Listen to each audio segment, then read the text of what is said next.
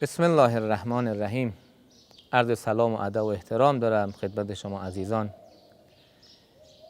زمزمه کنیم دعای سلامتی حضرت صاحب الزمان علیه السلام رو که انشالله امام دعاگوی همه ما هستند. اللهم کل ولیک الحجة ابن الحسن صلواتک علیه و علی آبائه فی هذه الساعة و فی کل ساعة ولیا و حافظا و قائدا و ناصرا و دلیلا و عینا حتی تسکنه ارضک طوعا و تمتعه فیها طویلا و هب لنا رأفته و رحمته و دعاه و خیره.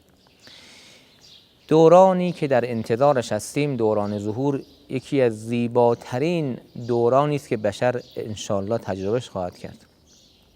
این دوران به این راحتی ها قابل ترسیم نیست، همونطوری که بهشت برای ما قابل ترسیم نیست.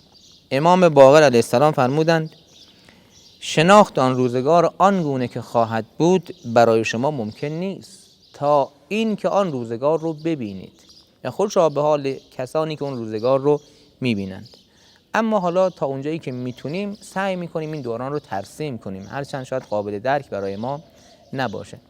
از روز اول شروع میشه. شب جمعه است. امام زمان علیه السلام کنار خانه خدا سر به سجده میگذارند، امن یجیب میخوانند، دعا میکنند، استغاثه میکنند. صبح الطلوع جبرئیل نازل میشه از طرف خداوند متعال، اذن ظهور رو به امام زمان از طرف خدا میده. اولین نفری که با امام زمان علیه السلام بیعت میکنه خود حضرت جبرئیل علیه السلامه.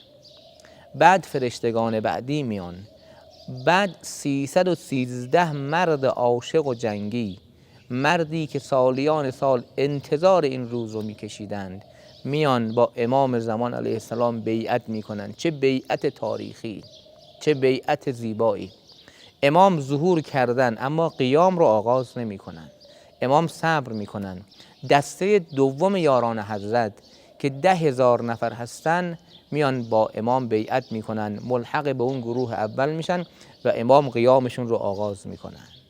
جنگ میشه، اما نه جنگی که خون ریزی باشه و کشتار جمعی. امام 7 ماه بیشتر نمی جنگن. قاتلوا ائمة الکفر، با امامان و رهبران کفر می جنگن، با لشکر کفر می جنگن. حتی امام با مردم کفر هم مهربانه. چرا؟ چون به سیره جدش پیغمبر عمل میکنه. پیغمبر اکرم وقتی مکه رو فتح کرد چه کرد؟ همه رو بخشید، همه رو دعوت به اسلام واقعی کرد. از ابو سفیان بدتر داشتیم، پیغمبر بخشیدش. امام زمان علیه السلام مانند جد بزرگوارشون رسول الله عمل میکنن. این جنگ خونریزی آنچنانی نداره که بگیم جوی خون را میفته. اینها همه حرف هایی است که اضافه کردن به این مباحث تا چهره امام زمان رو خشن جلوه بدن.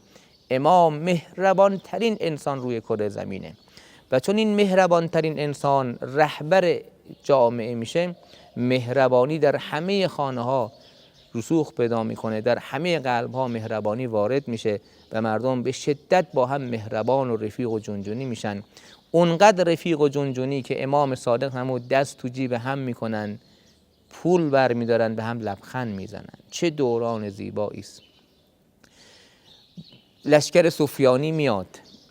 امام زمان علیه السلام که مورد توجه خاص حضرت باری تعالی است، از امدادهای غیبی برخورداره، خداوند عنایت میکنه، زمین شکافته میشه، لشکر سفیانی در اون زمین فرو میره.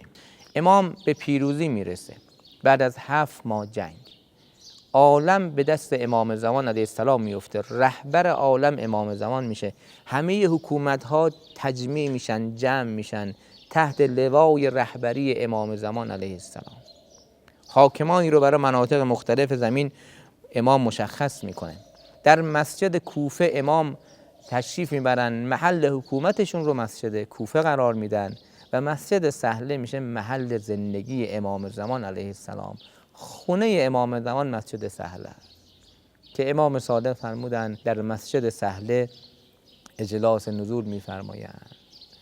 بعد شیطان کشته میشه. یکی دیگه از زیبایی های ظهور اینه که شیطان بساطش رو جمع میکنه. شیطان وقتی رانده شد از خدا خواست که خدایا به من مهلت بده تا روز قیامت این بشر رو گمراه کنم. خداوند همون بهت مهلت میدم، اما نه تا روز قیامت، الی یوم الوقت المعلوم، تا یه روز معلومی بهت اجازه میدم. امام صادق علیه السلام فرمودن اون روز معلوم روز ظهور حضرت صاحب الزمان علیه السلام. عدالت در تمام جهان گسترش پیدا میکنه. مثل گرما و سرما که در خانه ها میاد، عدالت وارد خانه ها میشه. تو تمام ابعاد ما عدالت رو مشاهده میکنیم. عدالت سیاسی، عدالت اجتماعی، عدالت اقتصادی. اگر عدالت اقتصادی باشه کسی دیگه فقیر نیست، کسی دیگه بیکار نیست، کسی دیگه مستاجر نیست. امام عدالت رو در تمام ابعاد در تمام جهان گسترش میده. مردم از این عدالت لذت میبرن و بهترین دوران رو در اون دوران ظهور تجربه میکنن. امام حسین علیه السلام فرمودن تمام خیرات و برکات در اون دوران است. تمام خیرات و برکات. نبی مکرم فرمودن خدا نعمتهایی به بشر اون دوران میده که اصلا به فکرش هم نمیخورد این نعمت نصیبش بشه. پرندگان آسمان و ماهیهای دریا از ظهور امام زمان خوشحالند. این کلامی است نورانی از امام باقر علیه السلام. قاضیانی و امام زمان علیه السلام نصب میکنه، منصوب میکنه. این قضات دو ویژگی مهم دارن. یک، انسانهای خودساخته‌ای هستند. قاضی اگر خود ساخته نباشه به مر عدالت عمل نمیکنه. قاضیانی که منصوب از طرف حضرت میشن عادلن. و دومین ویژگی این قاضیان مورد عنایت و امدادهای غیبی هستند. امام زمان به اینها میفرمایند که نگاه کنید، حکم کنید، اگر ماندید در حکم به کف دستتون نگاه کنید، حکم رو پیدا میکنید. حالا چه مسئله‌ای هست ما خبر نداریم. امام زمان علیه السلام بیینه و شاهد دیگه نمیخوان. امام به باطن عمل میکنن. یحکم به حکم داوود. حکم امام حکم داوودیه. حضرت داوود علیه السلام بیینه نمیخواستن، دلیل نمیخواستن، میدونستن کی مقصر، حکم میکردن. و در زمان ظهور هم همینه.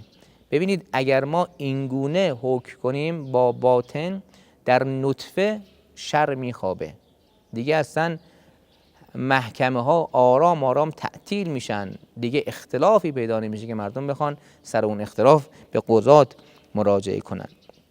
امام صادق علیه السلام فرمودن، روایت بخوانم، هرگاه که حضرت قائم علیه السلام قیام نماید به حکم داوود و سلیمان نبی حکم کرده و شاهد طلب نمی کند. اما این دوران شکوفا در بحث اقتصادی ببینید چه تحول عظیمی رو ایجاد میکنه. تمام معادن استخراج میشن. هرچه معدن در عالم هست، نه در ایران، دیدتون رو جهانی کنید. امام زمان میان عالم وجود رو گلستان میکنن، نه فقط ایران رو یا عراق رو یا لبنان رو. امام همه هست. وقتی امام زمان علیه السلام تشریف میارن به نماز می ایستن، امام جماعت میشن. خداوند حضرت عیسی علیه السلام رو میفرستن که ایشون زنده‌اند در آسمان چهارم. وقتی عیسی علیه السلام میاد پشت سر امام زمان علیه السلام اقتدا میکنه. مسیحی ها همه منتظر ظهور عیسی مسیح علیه السلام هستند. وقتی با این صحنه مواجه میشن، همه مسیحی ها که اکثر مردم جهان مسیحی هستند به امام زمان علیه السلام ملحق میشن و شیعه میشن. دین واحد میشه، حکومت واحد میشه، همه میشن بنده خوب خدا. هیچ دورانی در بندگی به اون دوران ظهور نمیرسه. خداوند حاکم عالم است. حاکمیت خدا در همه جا گسترش پیدا میکنه. مردم هیچ نیاز مالی ندارن. چرا؟ چون امام زمان گنجهای زیر زمین رو استخراج میکنه، بین مردم تقسیم میکنه. امیرالمؤمنین فرمودن هیچ کس در اون دوران فقیر نیست. امام صادق علیه السلام یه روز به یارانشون فرمودن تا میتونید صدقه بدید، چون یه روزی میاد که هیچ کس از شما صدقه قبول نمیکنه. از این مستحب محروم میشید. چون امام گنجها رو استخراج میکنه، بین مردم تقسیم میکنه. مردم هیچ نیازی که ندارن، هیچی، روح قناعت هم دمیده میشه در همه انسان ها، قانع هستن. هیچ نیازی هم ندارن. لذا نونوا ساعت 3 نصف شب میره خمیر خوب درست میکنه به عشق این که امام زمان لبخند رو لبشون بیاد. مردم نگاهاشون، افق دیدشون اولا جهانیه، دوما دنبال رضایت خدا هستن، نه دنبال نفس و شهوت و شهرت و این حرفا. زندگی ها انسانی میشه، از خوی حیوانی فاصله میگیرن. امام گنج ها رو به سویه بین مردم تقسیم میکنه. همین الان اگر نعمت ها و ثروت های جهان مساوی تقسیم بشه، ما شاهد این ظلم و فقر و فلاکت نخواهیم بود. امام زمان علیه السلام در روزی که حاکم جهان هستند در معرض دید مردم قرار میگیرند. آیا این زیبا نیست که شما هر وقت اراده میکنی امامت رو میبینی؟ در روایتی داره که امام صادق علیه السلام فرمود مردم هر وقت اراده میکنن امام زمانشون رو میبینن و امام به همه صله میده، هدیه میده، محبت میکنه. امام امامیه که مردم عاشق او هستن و در این عشق رقابت دارن، از هم سبقت میگیرن که یک خدمتی به امام یا مردمی کنن که امام به عشق اون مردم داره زندگی ها رو اداره میکنه. امام صادق علیه السلام فرمودند حتما بر شما زمانی خواهد آمد که احدی از شما جایی برای مصرف دینار و درهم خود ندارد. در آن زمان به فضل خدا همه بی نیاز می شوند. نبی مکرم فرمودند آسمان به شدت بارانهای نافع می بارد. باران میاد ولی باران نافع.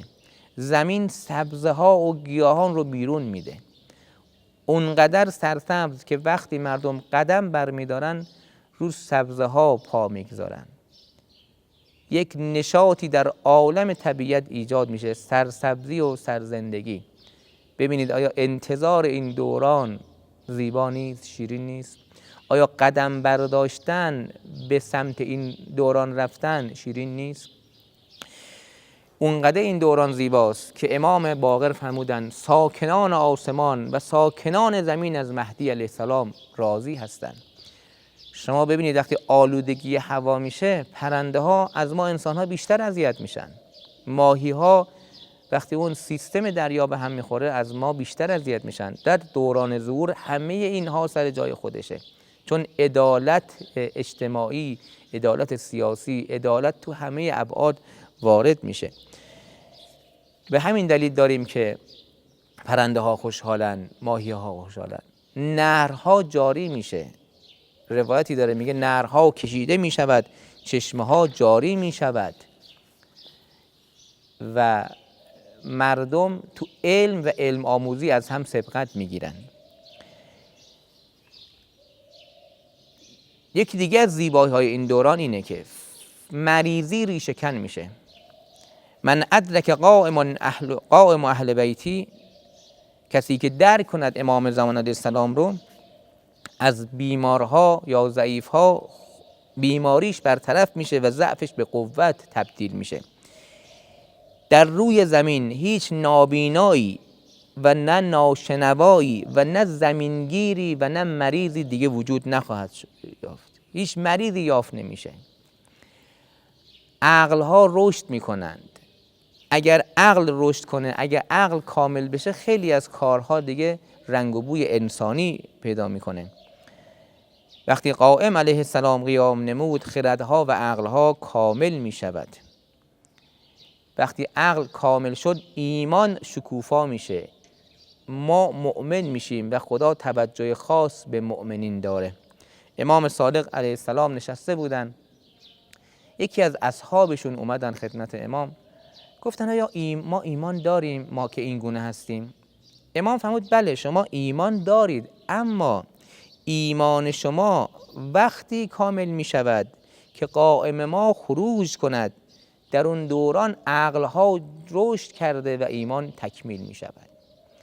یعنی ببینید ایمان وقتی رشد میکنه که عقل رشد کنه و عقل در دوران ظهور کامل می شود. امنیت تمام جهان رو فرا میگیره. قرآن میفرماید که در اون دوران امنیت حاکم می شود.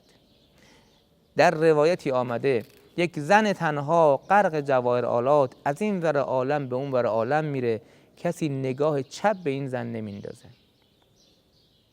این امنیتی که امام زمان علیه السلام میارن یکی دیگه از زیباترین زیبایی های این ظهوره. علم و تکنولوژی رشد بی سابقه ای میکنه. تمام علم رو نبی مکرم فرمودن 27 حرفه. بعد نبی مکرم پیغمبر اکرم فرمودن تا زمان ظهور آنچه تمام انبیا و بشر بهش رسیده 2 حرف بیشتر نیست.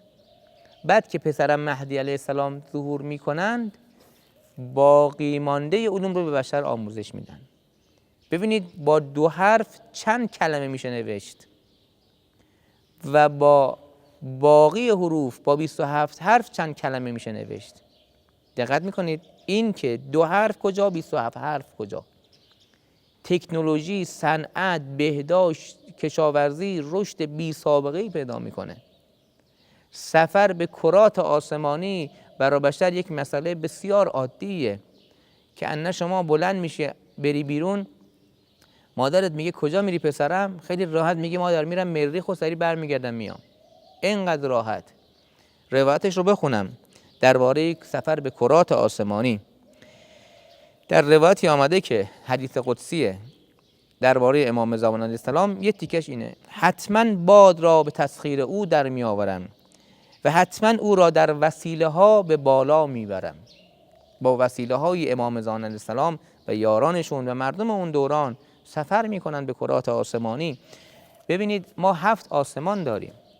بشر تمام تلاشی که تا الان کرده هنوز به آسمان اول هم دست پیدا نکرده و ما داریم در متون روایی که بشر به آسمان اول هم دست پیدا نمیکنه. اما در دوران ظهور بشر 7 آسمان رو هم دست بهش پیدا میکنه و با عنایت امام علیه السلام دوران کمال بشریته. هر کسی به کمال خودش میرسه. خوی درندگی از حیوانات دور میشه. مردم با هم رفیق و جنجونی میشن، نه حیوانات هم دیگه اون درندگی رو کنار میگذارن. بچه‌ها راحت با حیوانات بازی میکنن. زیبایی های این دوره قابل ترسیم نیست. ما هر چه بگیم باز کم گفتیم. مهربانی امام به مردم میرسه، مردم با هم همکاری میکنن، همدل میشن و زمین رو آباد میکنن. و امر الله بهی عبادک، به واسطه امام بندگان خدا آبادی رو در قلبهاشون میبینن. آبادی نه در کوی و برزن که اون که حتمی است. امام باقر فرمودن هیچ خرابی نمیبینی مگر اینکه درست میشود، هیچ ویرانی نمیبینی مگر اینکه آباد میشود. چه دوران زیبایی است خدایا. همین بس که یوسف زهرا در اون دوران حاکم است، همین بس که هر وقت دلت برای امامت تنگ شد به محضر او میری، با او حرف میزنی، به گفتگو مینشینی. این چه زیباییه. این دوران غیبتی که ما الان در اون دوران غیبت هستیم ما رو محروم کرده از دسترسی به امام. استعدادها همه شکوفا می شود. الان همه من و شما استعدادهای بسیار زیادی داریم، استعدادهای بالقوه‌ای که در وجود ما هست. اینها در دوران ظهور به فعلیت میرسه و اون دوران دوران کمال بشره. شیخ خرآملی میفهمد اصل ظهور قیامت صغراست، یک بهشت کوچک است که انسانها در اون بهشت زندگی میکنند و یک حسرت دارن انسانها: ای خدا چرا اجداد ما نیستن این زیبایی ها رو نمیبینن؟ چرا اموات ما نیستن این خوشی ها رو به اونها هم میدادی؟ اتفاقا یک دیگه از زیبایی های ظهور بحث زنده شدن امواته. یک سری از اموات زنده میشن، در اون دوران زیبا زندگی میکنن.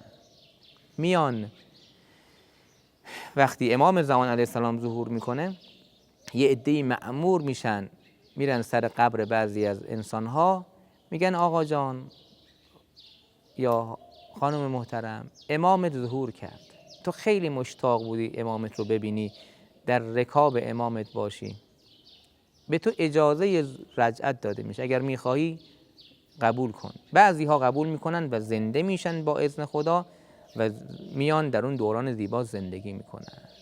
سلمان فارسی میاد، مالک اشتر میاد، عمار یاسر میاد، سمیه مادر عمار یاسر میاد، ابو عبدالله انصاری میاد، اصحاب کهف میان. شما دوست ندارید اصحاب کهف رو ببینید، راهش اینه که در دوران ظهور باشید. چند نفر از قوم حضرت موسی علیه السلام میان، همه انبیا میان. در روایت داریم از آدم تا خاتم در دوران ظهور زندگی میکنن، رجعت میکنن. اهل بیت میان، حضرت زهرا سلام الله علیها میاد. ببینید اصلا فکر این که تو دورانی باشی که اهل بیت باشن، تو دورانی باشی که انبیا باشن، انسان رو دیوانه میکنه. انسان رو به این فکر وامی داره تمام تلاشم رو بکنم که در اون دوران باشم، تمام هزینه هایی که باید بدم رو بدم ولی در اون دوران باشم. این دوران بسیار زیباست.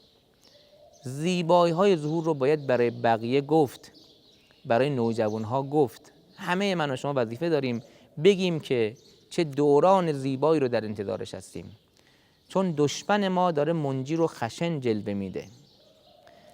نجات دهندگی امام زمان رو زیر سوال داره میبره. ذهن بچه های ما رو درگیر میکنه که امام زمان بیاد جنگ میشه. برای چی بیاد؟ نمیخواد بگید بیاد. وقتی یه بچه‌ای به من گفت من دعا نمی کنم امام زمان بیاد، گفتم چرا عزیزم؟ گفت چون وقتی بیاد ما رو میکشه، چون ما گناهکاریم. گفتم کی گفته امام زمان بیاد گناهکارا رو میکشه؟ مگه جد امام زمان پیغمبر گناهکارا رو کشت؟ این همه با گناهکارا مهربانی میکرد تا اونها برگردن. امام زمان همه رو دوست داره و وقتی میاد همه رو میبخشه. عرض کردم فقط با دشمن خدا میجنگه. ما باید ترسیم کنیم که پشت این کوه چه زیبایی‌هایی هست تا مردم ما شیعیان همت کنن از این کوه برن بالا، سختی ها رو پس بزنن، به اون زیبایی ها برسن. انشالله موفق و مؤید باشید. دعا کنم آمین بگید. خدایا ما رو از زمین سازان ظهور امام زمان قرار بده و درک این زیبایی ها رو با دیدنش به همه ما عنایت بفرما. موفق و مؤید باشید.